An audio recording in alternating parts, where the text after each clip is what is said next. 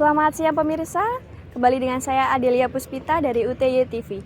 Saat ini saya sedang berada di salah satu wisata ikonik dan bersejarah di Yogyakarta, Benteng Vredenburg, Yogyakarta. Benteng ini sudah berdiri dari tahun 1760 yang awalnya merupakan benteng pertahanan Belanda dan kini telah berubah menjadi museum.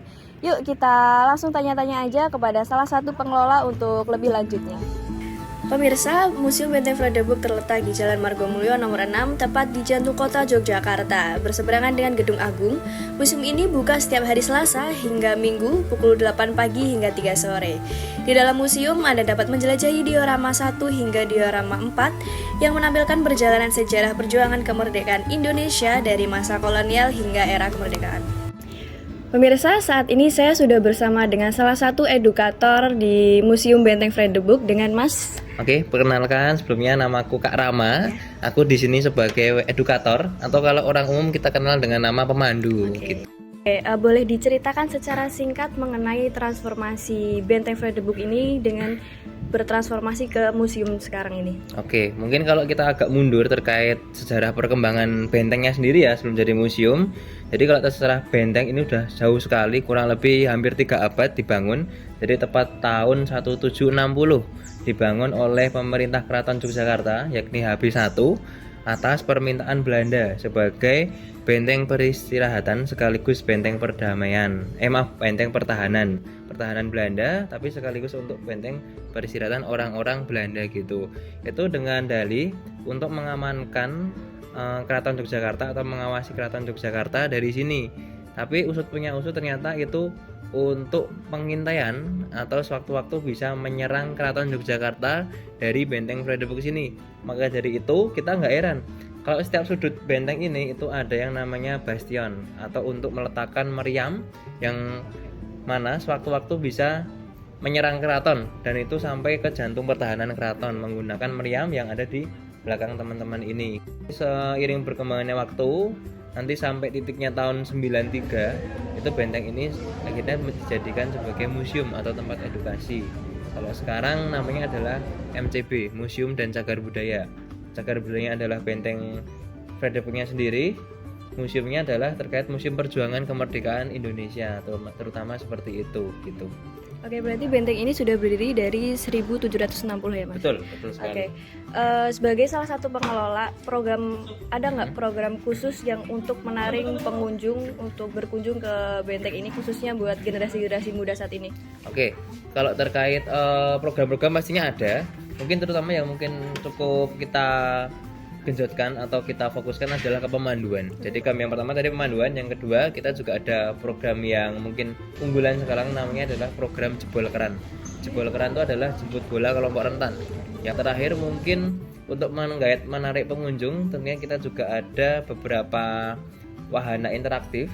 Jadi setiap diorama itu ada wahana interaktifnya. Seperti di diorama pertama itu ada wahana magic wall, jadi dinding ajaib. Terus yang kedua ada video komik animasi juga. Untuk diorama 3 juga ada video relief atau relief digital teman-teman. Kesannya kalau ke museum itu tidak hanya tahu benda sejarahnya aja, tidak tahu hanya hal kekunoan aja, tapi hal kekinian juga mereka tahu gitu. Oke, dari adanya beberapa program itu tadi, adakah peningkatan jumlah pengunjung dari tahun ke tahun, Mas? Kalau tahun ke tahun tentunya ada. Kalau yang tahun kemarin itu kan kita juga habis revitalisasi besar-besaran juga terkait tata letaknya bentengnya ini, terus harga tiket dan kita buka sampai malam kan ini juga baru setahun lebih dikit dari bulan ini, bulan Mei. Karena kalau yang sebelum Mei 2024 kita kan masih bukanya sampai dengan sore, sampai pukul 4 dan harganya masih 3.000. Kalau sekarang memang udah naik cukup tinggi, tetapi memang fasilitasnya kita juga sudah berubah drastis dan juga sudah banyak modernisasi yang ada di sini. Sebenarnya apa ya, tren-tren kenaikan pengunjung itu pasti ada. Kalau terkait mungkin tinggi atau membludaknya itu mungkin ketika kita habis revitalisasi itu bulan Mei Juni itu kurang lebih selama sebulan, karena itu kan lagi gratis, lagi free gratis selama sebulan, terus gratis dan pengunjungnya membludak. Tapi kalau selain itu mungkin ramainya ya libur-libur besar sih, kayak kemarin libur Idul Fitri atau Lebaran itu juga sangat tinggi, kenaikannya juga tinggi sekali.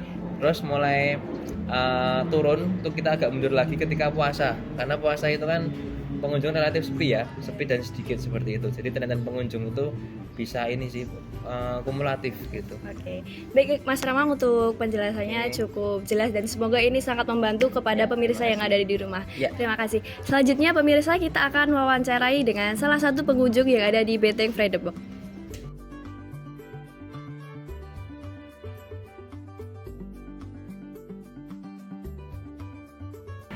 Saat ini saya sudah bersama dengan salah satu pengunjung, dengan Ibu siapa?